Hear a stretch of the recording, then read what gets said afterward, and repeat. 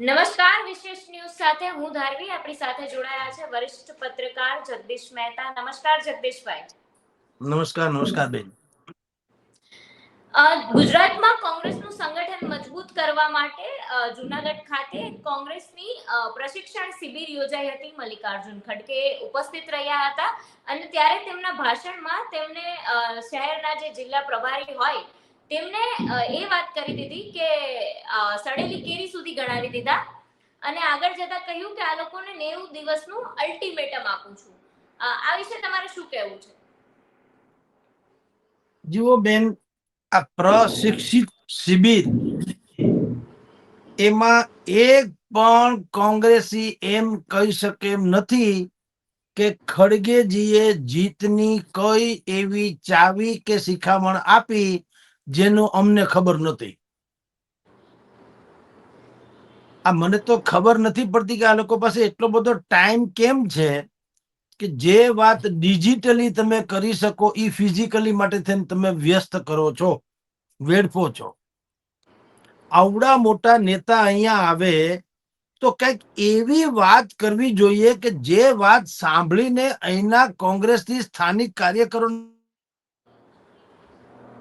કોંગ્રેસી કાર્યકરોને એમ લાગે કે આ વાત તો આપણા મગજમાં જ નથી. સારું થયું આ એવડા મોટા દિગ્ગજ નેતા આવ્યા, હવે આપણે એને ફોલો કરીશું તો આપણા પક્ષને. એને બદલે તમે કલ્પના કરો, અહીંયા આવીને પણ એ જ કેસેટ જો વગાડવાની હોય, અને એમાં તો પાછો ભાંગરો વાટ્યો એ હું પછી આગળ કહું, પણ એ જ કેસેટ વગાડવાની હોય જે તમે દિલ્હીમાં વગાડો છો.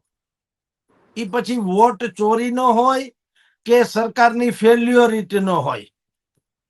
તમે અમિત શાહ અને વડાપ્રધાન નરેન્દ્ર મોદી એ હિટલર શાહી છે ને લોકતંત્રને નાબૂદ કરવાની આમ ને તેમને, હવે ઈ ઘીસી પીટી કેસેટ તો તમે દિલ્હીથી પણ વગાડી શકો છો અને વગાડો જ છો, લોકો સાંભળે છે, જુએ છે, બધું ત્રાસી ગયા છે. તમે એટલે કે ભાઈ મલ્લિકાર્જુન ખડગેજી એને એવી કઈ વાત કરી અહીંયા જુનાગઢ આવીને કે સૌરાષ્ટ્રભરના કોંગ્રેસી કાર્યકરોથી માંડીને નેતાઓમાં ઉત્સાહના પોરા ફૂટી જાય. મને કયો, એક તો મેં આપને ધર્મીબેન કીધું એમ જૂની ને જાણીતી કેસેટની જેમ સરકાર ઉપર પ્રહાર કરવાની વાત કરી. એટલે ભાઈ સરકાર ઉપર પ્રહાર કરવા તમે થોડી શિબિર રાખી છે. તમે શિબિરનું નામ શું રાખ્યું? પ્રશિક્ષણ શિબિર. એટલે કે તમે તમારા કાર્યકરોને કઈક એવું શિક્ષણ આપવા જાઓ છો જેને આધારે જનતા પાસે સારી રીતે જઈને મત ઉઘરાવી શકે. ઓકે, તો મને એક પણ વિધાન ખડગેજીનું બતાવો કે જે આપણને એમ લાગે કે આપણે પહેલી વાર આ સાંભળ્યું, અથવા તો આને આઈડિયોલોજીકલી એક બિલકુલ જેને કહેવાય સેટાયર જેવું, યા તો એક પોલિસી મેકર જેવું કે એક નવો મંત્ર, નવું સૂત્ર એવું કંઈક આપ્યું તો હજી ઠીક છે. આવું તો કઈ છે નહીં. તો 2-3 દિવસની જુનાગઢની આ શિબિર છે એ ખાઈ પીને છૂટા પડવાની છે. આમાં બીજી કોઈ કરતા ક્યાંય આશાનું કિરણ લાગતું નથી. આજે ત્યાં રાહુલ ગાંધી આવવાના છે, એટલે રાધર અત્યારે આવી ચુક્યા હશે, તો આવવું થઈ ગયા હશે.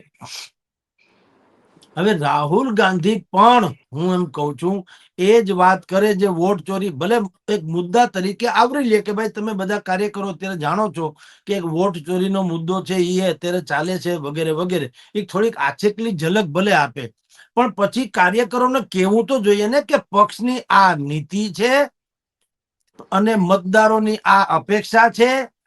એની અપેક્ષા અને આપણી નીતિ આ બેયને બુદ્ધિપૂર્વક સમન્વય કરશો તો આપણો પક્ષનું ચિત્ર ઉજળું થશે. અને તમારી જે આકાંક્ષા છે, તમારી એટલે કાર્યકરોની જે આકાંક્ષા છે એ પ્રમાણે અમે આ પ્રકારની બ્લુ પ્રિન્ટ સાથે 2027ની ચૂંટણીમાં જવાના છીએ. આવું ક્યાંક ફ્લેરઅપ તો થવું જોઈએ.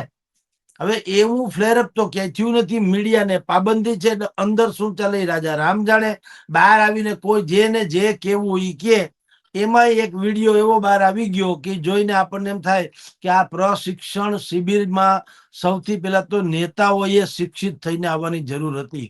આવો તો ડખો થયો છે બેન. જી ધારવી બેન.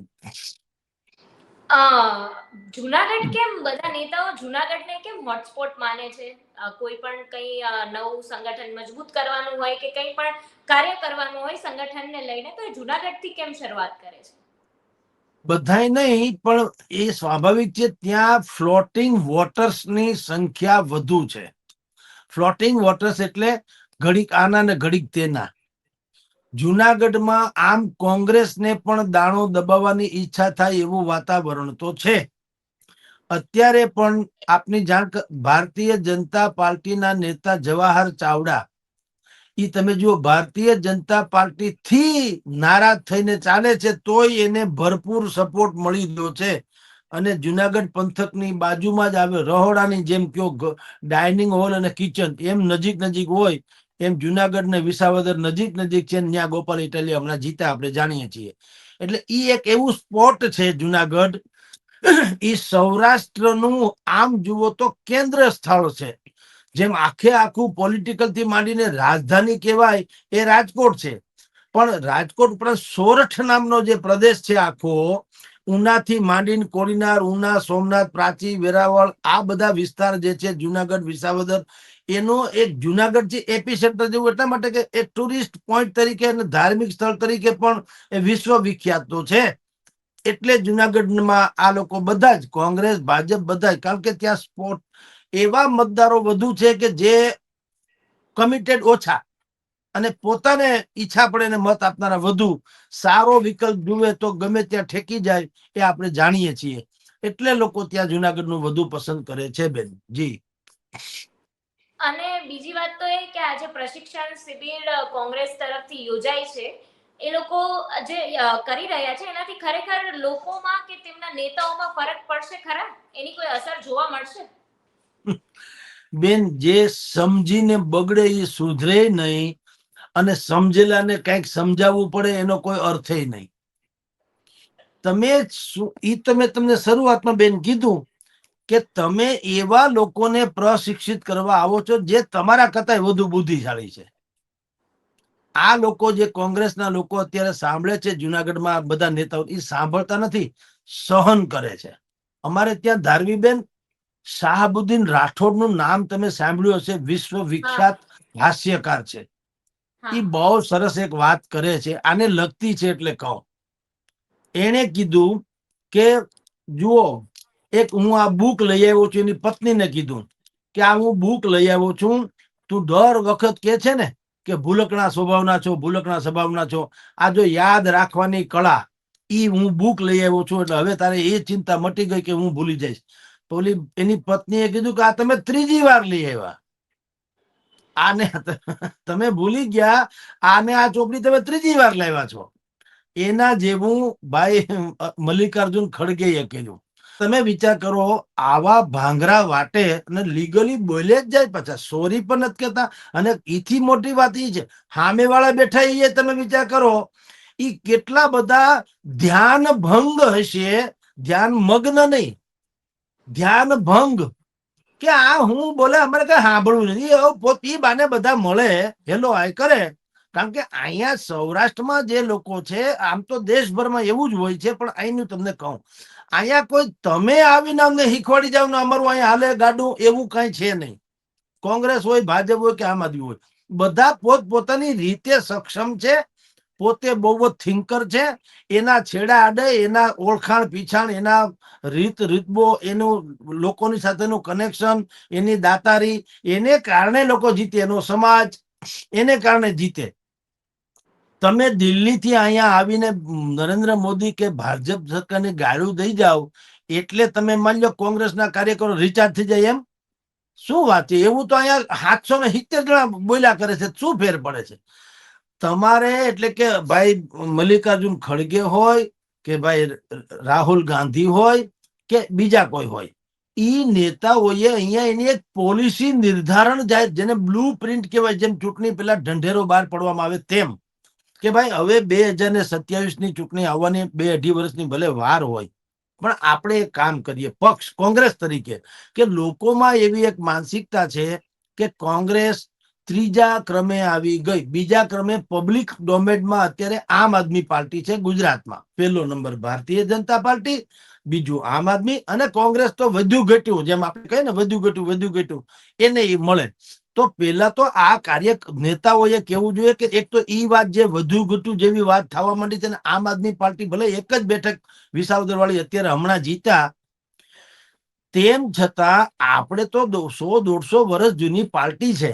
એટલે આપણે હવે પોલિસીમાં આટલો ફેરફાર કરીએ છીએ કે પહેલી વાત તો ઈ કે કોઈ પણ જાહેર જીવનમાં એવા જ વ્યક્તિને ટિકિટ આપીશું જેની છબી બિલકુલ સાફ સુથરી હોય, જે પ્રમાણમાં આટલું મહત્તમ, એમ આમ મહત્તમ તો અનેક ગણું પણ આંશિકમાં આંશિક કે તો પણ આટલા સુધી તો ભણેલો હોવો જોઈએ. પછી ત્રીજી વસ્તુ એ વિઝનરી હોવો જોઈએ, સમર્પિત હોવો જોઈએ, મહત્વકાંક્ષી હોઈ શકે પણ સ્વાર્થી ન હોવો જોઈએ, અને આપણે કોઈ કાસ્ટિઝમ ઉપર જશું નહીં.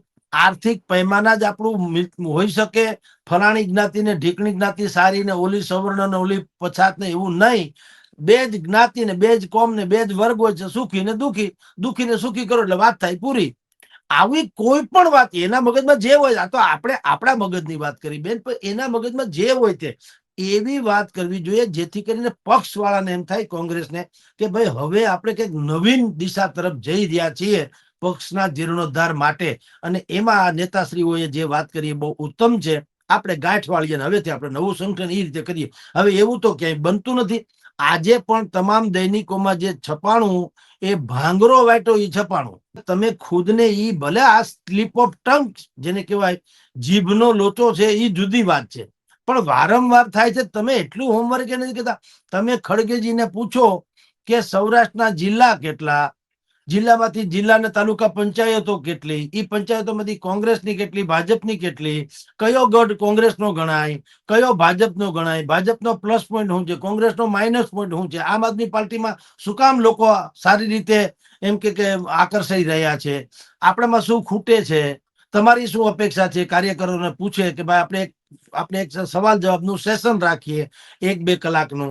હવે આવ્યા છે તો સમજી તો લો, કારણ કે રાષ્ટ્રીય અધ્યક્ષ તો છે પોતે, તો કેવું જોઈએ ને કે ભાઈ તમે પ્રશ્ન કરો સૌરાષ્ટ્રમાં શું ખૂટે છે, અને ખાલી પ્રશ્નને હુસાવતીને આક્ષેપ નહીં કરતા. વિકલ્પ છે તમારી પાસે તો કેજો, જગદીશભાઈ સારા નથી કાઢી મૂકો, હાલો તમારી પાસે કઈ છે વ્યવસ્થા તો મને કહો કે ભાઈ ફલાણા ભાઈ હું ગેરંટી આપો કે હું જીતી જઈશ વગેરે વગેરે, અથવા તો પાર્ટીમાં ફેરફાર થવો જોઈએ હું કરી દઈશ. એવી કોઈ મથામણ નથી થઈ. બલકે અહીંયા આવીને પાછું ઈનો જ વાતું ભાઈ નરેન્દ્ર મોદી અને અમિત શાહ સંવિધાનને તોડી નાખવા માંગે છે. અરે ભાઈ તમે પોતે હવે મેં કઈ કીધા જેવું નથી. સંવિધાનનું તો બોલો જ માં. કટોકટી કોણે નાખી હતી?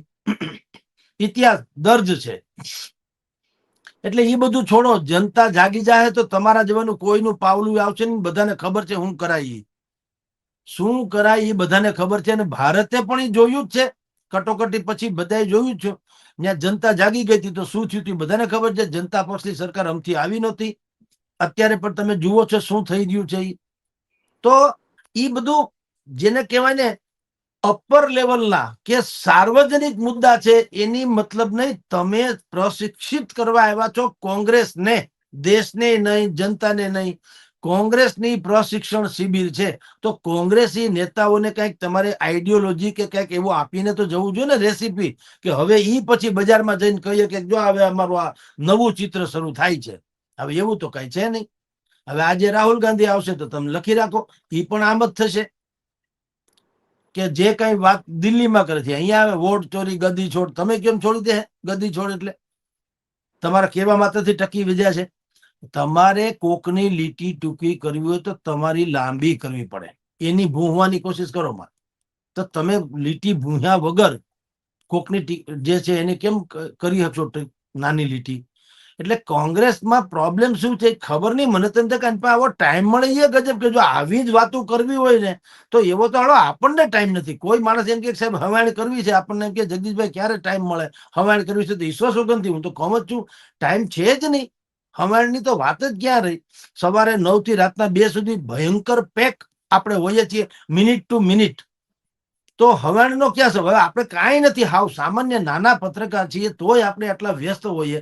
તો આવડા મોટા નેતાને આવો ગિરનારની ગોદમાં આવીને 2 દિવસ સુધી આવા ટેસડા કરવાનો ટાઈમ મળી તો ગજબ કહેવાય. અને પાછા અહીંયા આવીને ભાંગરા વાટી જાય. બાકી કોઈ એક દિશા સૂચન તો છે નહીં, દિશા ચિહ્ન નથી, દિશા સૂચન નથી, કોઈ જાતની આઈડિયોલોજી નથી, નવો કન્સેપ્ટ નથી, કઈ રીતે લોકો આકર્ષાય એવી કોઈ વાત નથી, કાંઈ છે નહીં. ભાઈ ઈનો ઈ કેસેટ જે દિલ્હી વગાડે અહીંયા વગાડે. તને ટાઈમ મળે ભલે આવવું તો ખરું ને, ભલે પ્લેનમાં આવો પણ આવવું ને. આવવું, ઉઠવું, નવા લુગડા પહેરીને આવવું, કાંઈક થોડું ઘણું બોલવું, બે દી રોકાવું, થાકવું, ઉંમરે થઈ ગઈ તમારી તો ભલામણ એના કરતા અહીંયા ઓનલાઈન બોલી નાખ્યા તો વધુ સારું હતું. આટલા કાવડિયા ખર્ચીને ટેસડા કરવા આવ્યા એના કરતા તો. અને અમુક વાતો જે જાહેરમાં કરવા નથી, તમે મીડિયાને પાબંદી કરો છો, એનો અર્થ એમ છે કે તમારે કંઈક ખાનગી વાત કરવી છે. પણ તમારી જાણ કરતા તમે જેની સામે ખાનગી કરો એ બધા ક્યાં ખાનગી છે? એ તો અમારા હંતાના ભાઈ દોસ્તારો છે, એ તો આપણા કહેવાના. આ આવ્યો કે નહીં ભાંગરો વાટ્યો એ બજારમાં વાત આવી કે નહીં? ક્યાંથી લ્યો આવી? આ વિડીયો આવી ગયો કાયદેસર. તો એનો અર્થ એમ છે તમે જેને તમારા માનીને બોલતા હતા એને તો વિડીયો ઉતારી પણ લીધો ને અમને મોકલી દીધો. તો હવે જગતમાં એવું કઈ ખાનગી બાનગી હોય તો તમારે ફોનથી કરી લેવાની જરૂર છે. પણ તમે ઢંઢેરો પીટો છો બાકાયદા પ્રશિક્ષણ શિબિરનો.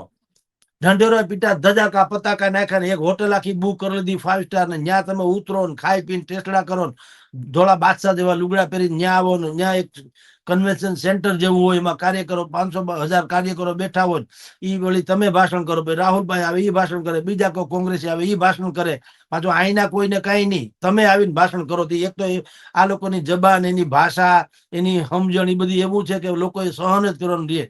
કોઈને ખબર નથી. તમે ભાઈ મલ્લિકાર્જુન ખડગેને પૂછો કે ભેસાણ અહીં જુનાગઢ ની બાજુ ભેસાણ કેટલું થાય, એટલે કે ઈ શું વળી એને ઈ ખબર નથી કે નામનો કોઈ તાલુકો છે. હવે આવા હોમવર્ક વગરના તો લોકો આવે છે, ક્યાંથી મેળ પડે?